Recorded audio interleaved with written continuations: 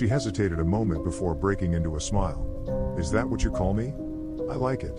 My name is actually Melanie though. I felt my face reddening. Of course her name wasn't actually Rachel. That was just something I made up in my head. Still, my embarrassment couldn't keep up with my confusion and joy. Is it really you? She nodded. Yeah, it's me. Rachel, Melanie grunted as I stepped forward and started hugging her. Laughing, she hugged me back for a moment, but then she whispered in my ear. Thomas, we need to talk, and not out here. Can we go inside?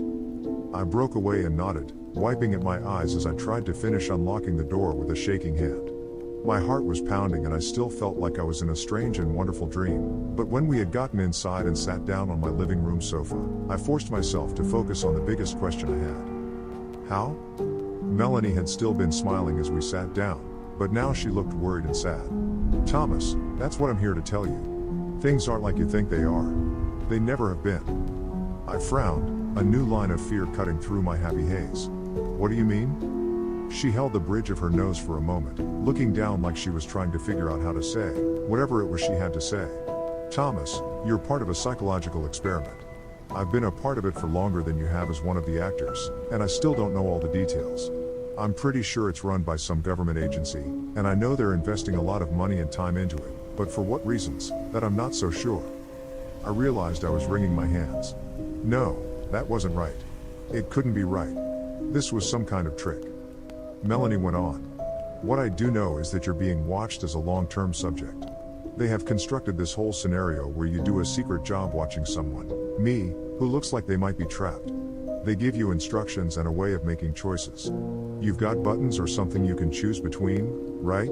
I nodded weakly, my tongue thick in my throat. Yeah. A red one. And a green one. She sighed and nodded. I think they're testing how much you'll obey. What choices you'll make based off of your morals, your intelligence, and your fear. It's interesting, or at least I thought so when I first joined up 6 years ago. They've never officially given me many details, just the overall gist. But people talk. The other actors and me, sometimes we hear things, and we gossip. She smiled sadly. That's what caused me to start feeling bad. I interrupted. Other actors? Melanie's eyes widened. Oh shit, yeah. Sorry. I think they still call him Mr. Solomon? And there are others too. When I just stared at her, she went on. Anyway, for a long time it was just the normal job, right? I spend 6 hours a day acting like I'm this trapped girl, mainly faking painting or watching TV, you know, boring stuff. I couldn't help but interrupt again, hating the hurt trembling in my voice. You fake the painting? You aren't really painting those wonderful pictures? Now Melanie looked embarrassed. No, sorry. I can't paint a bit. I'm a pretty good singer though. She tried to smile, but faltered. Reaching forward, she touched my arm.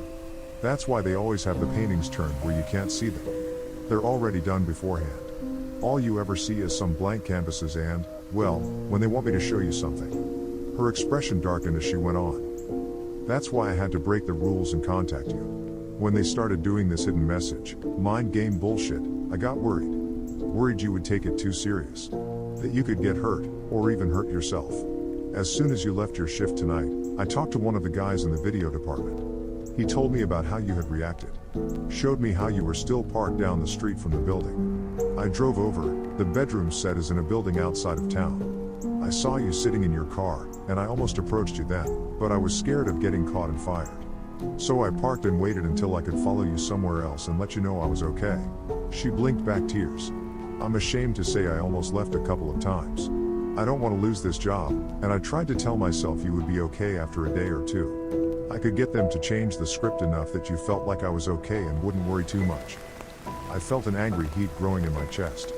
Well, that's nice of you. She looked up, her eyes red. I know. I'm a shit. I'm so sorry. I was being selfish and cowardly, but I didn't actually leave. And then when I saw Charlie leaving the building, saw you running over to talk to him, I knew they were escalating it even further. Charlie? Melanie rolled her eyes in frustration. Shit, yeah. Sorry. Charlie Jeffries. He's another actor. In an earlier version of the experiment he actually played Mr. Solomon, but they decided he wasn't scary enough, so now he's usually in one of the suits. He's actually done that for your version a lot, you just can't recognize him under all that getup they wear. I I kept curling and uncurling my hands on my lap. It was all too much. I felt like a pinball going between anger and relief and embarrassment and confusion. So all that stuff he told me? That was all just to scare me? See how I'd react? She nodded as she sniffled and wiped her nose with the back of her hand. Yes, I'm sorry. That's why I knew I couldn't wait any longer to tell you. I could see how worried and scared you were going back to your car. I pulled my arm back from her touch. Well, thanks I guess. At least you stopped me before I went to the police and looked like a joke in front of them too. I just wanted her gone, her sympathetic, pitying eyes off of me. Thanks for stopping by and letting me in on it. I tried to make my voice sound hard and unfeeling, but it came out watery instead. Standing up, I turned away from her so she couldn't see as I started to cry. If you don't mind, I need time to think about everything. It's a lot. A moment passed and then her hand was on my shoulder. Thomas, you don't have anything to be embarrassed about. They are very good at what they do. All you did was what you thought was right. Because you're a good man. I shrugged. I thought that you were in trouble and I wanted to help. She gently turned me toward her, and when I looked up, she smiled and sniffed again. I know, but you need to realize, most people wouldn't have tried to help. Not when it meant giving up their job or risking themselves like that. Not for a stranger. I wiped at my face as I looked away. Well, I still feel dumb, but I'm glad it's not real. I'm glad you're okay. That we both are.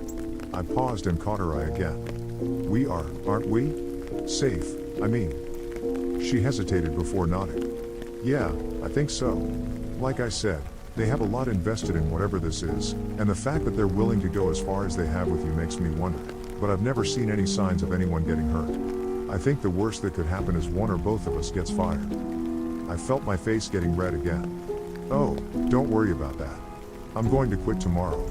I'll finally get to hit their damn buttons. Maybe both of them. I started to smile, but then I saw the look on Melanie's face. Thomas, please don't do that. I don't think they would hurt us, but if you up and quit, they'll figure out I've talked to you. I don't think they watch us all the time, but I don't know what they can find out. You know, tracking cell phones, spy satellites, whatever. I'm taking a big risk just being here, and I don't want them catching on. I took a step back from her. So you want to keep getting paid to trick people like me? She reached out and grabbed my right hand. I had been clenching it unconsciously, and it relaxed at her touch. No, I don't want to. But I wasn't expecting this. How the experiment has changed, getting to actually meet you. I can't do it long term, but another month or two to save up money. Now that you're in on it and won't be scared or hurt by it anymore? She smiled. That I can do. That we can both do. We can keep going like normal, take some more of their money, and then one of us can quit. The next month, the other one can. How does that sound? I shrugged uncertainly. It made some sense, and once I had calmed down, it would probably make more. She gave my hand a squeeze. And when this is all over, I want to get to know you better. I know I've been playing a role, but for the most part, that's been me you've been watching all this time. I think it's only fair I get to see more of you too. She blushed. Assuming you're interested in that. I felt my hand growing clammy in hers as my stomach fluttered. Well, I mean, yeah, I would really like that. Swallowing, I added, how long do we have to wait to see each other again? Melanie grinned at me. Work another month or so. Save what you can. And then quit. I'll wait another 2 or 3 weeks, and then I'll do the same. And then, she looked up at the ceiling as she pondered it for a moment, and I was struck again by how beautiful she was, even if she was a little different in person than I had imagined. 3 months from tonight we'll meet right here. I'll come over and we can start getting to know each other better. How's that sound? Returning her smile, I nodded. That sounds great. When she left a couple of minutes later, part of me hated to see her go, but another part was relieved. I was so exhausted, and while I was so happy she was okay and we had finally met, I felt like the burned up wire in an old light bulb. I needed time alone. Time to think and calm down, and most of all, time to rest. I didn't really even remember falling asleep, and when I woke up, I realized my alarm had been buzzing for over 30 minutes. I jumped up and raced to get to my shift at work. As she had been leaving, Melanie had stressed again how we needed to act completely the same. That meant not freaking out, but it also meant not acting like everything was okay either. If I suddenly showed no signs of being worried about her, that would tip them off too. I promised, and she left after a brief hug and kiss. Remembering that now, through the haze of my tiredness the night before, it felt like a dream. Still, I went into the surveillance room with a much lighter heart. I didn't have to worry or feel guilty anymore about not helping her, and there was some satisfaction in finally pulling one over on the people that had tricked me for so long. Besides, in 3 months I would be done with this place and get to see Melanie again. In person, at least. Because I got to watch her on the video feed as soon as I came into work. She was asleep when I first got there, and I found myself wondering if she was as tired as I still felt. When she woke up later and started reading a book, I found myself beginning to smile and had to stop myself. I should still be worried acting, not smiling like I had a crush. I had to do better so Melanie didn't get in trouble. An hour or so later she started working on another of her paintings. Watching her work, I was amazed at how real it all looked. It was hard to see everything from my angle, but I would have sworn she had paint on those brushes and was really painting whatever was on the canvas. I found myself feeling proud of her. She really was a great actress. Not only didn't I see her giving any clues that we had met or talked, but she really did seem different in the room than she had in my apartment. I suppose that was what she had meant by playing a role. I was almost at the end of my shift, and while I hated to leave her, I had to admit that I was ready for some more sleep. Trying to guard my reactions all day had been exhausting, and I was dreading the next few weeks. But then I realized she was done painting. I expected her to just go and do something else, but instead she picked up the canvas at its edges and carefully walked it over to the sofa. Her body was blocking it at first, but then she stepped aside. It was a painting of a massive tree. The bark was a dark red, with a huge twisting trunk that broke off into a dozen branches. Those branches were covered in leaves that were so deep green they almost reminded me of storm clouds more than the top of a tree. Like all the paintings, I felt touched by it, even now that Melanie had told me she didn't paint them. The images themselves, combined with the colors and the small details, they really were amazing. Just like this one. If you looked close enough, you could see that there were several small blackbirds in the branches of the tree. It was funny, but they almost looked like they were. It almost looked like they were made out of words. I felt my heart start to hammer and I forced myself to stay calm. No point in being silly. I knew it was all a game now, and I just had to play my part a little while longer. Still, the worried me would want to know what the words said, so I might as well try to read it. I squinted, following the birds right to left and top to bottom. That girl isn't me. I looked away from the painting to see Rachel staring up at me. She looked terrified. Oh no.